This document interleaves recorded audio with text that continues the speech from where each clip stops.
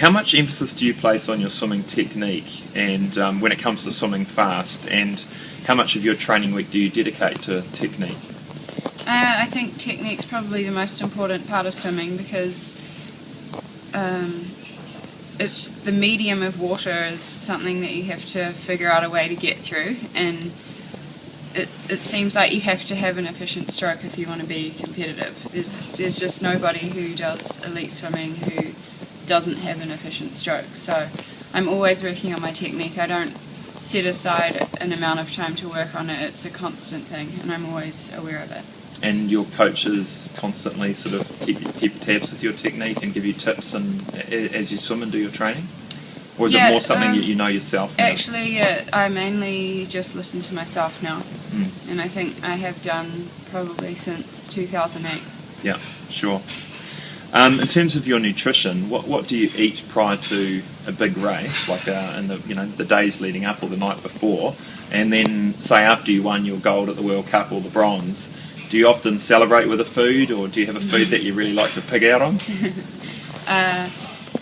When I have a big final, so at the World Champs or the Olympics or something like that, the races are often quite late at night, so 7:30 or 8 o'clock, and it's easy to accidentally get too hungry before your race because you normally have dinner a bit earlier. Sure. So I always have some creamed rice on hand, and it's quite a good snack food. It's easy to digest and it sits in your stomach quite well, especially for the longer races. So yeah, I usually eat that. And I don't know, I don't really pig out in big portions. I usually just have chocolate every day, a little bit if I feel like it. That's great. Outside of swimming to balance the pressures of training and racing, what do you like to do? What do you do to relax? I like to read quite a lot, and I also have a veggie garden at home that I spend quite a bit of time in because I'm really interested in healthy living and a healthy lifestyle, and think it's important to know where your food comes from, and not many people really know exactly how their fruit and vegetables grow, and so I'm quite interested in it, and I'm trying to expand it as much as I can. That's awesome. Is that something you might get into later on in your after swimming perhaps, or? Maybe. I think I'll always have a garden no matter what I do. That's probably something most people don't know about you. Yeah. That's cool. Who's your biggest supporter, and what other organisations or people currently sort of assist you with what you're doing and help you? I think my family helped me a lot. I think they're more of a loving, supportive group, and I guess nobody else can really give you that. My biggest supporter is High Performance Sport New Zealand with my PEGS grant that I get, and I'm also an ambassador for Speedo. Fantastic.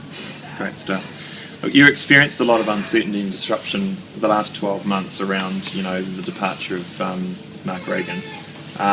Tell us a little bit about that and how you overcame that and how you continue to have a positive outlook. Yeah, it was a hard time losing Mark. I had a really good relationship with him, and I really trusted the way he coached me and the training that I did with him. I think I knew it worked because it had in the past. So going forward without a coach for, I guess it was 4 months, it was just really important for me to make sure that I did whatever I could to feel like I'd done enough to be where I want to be.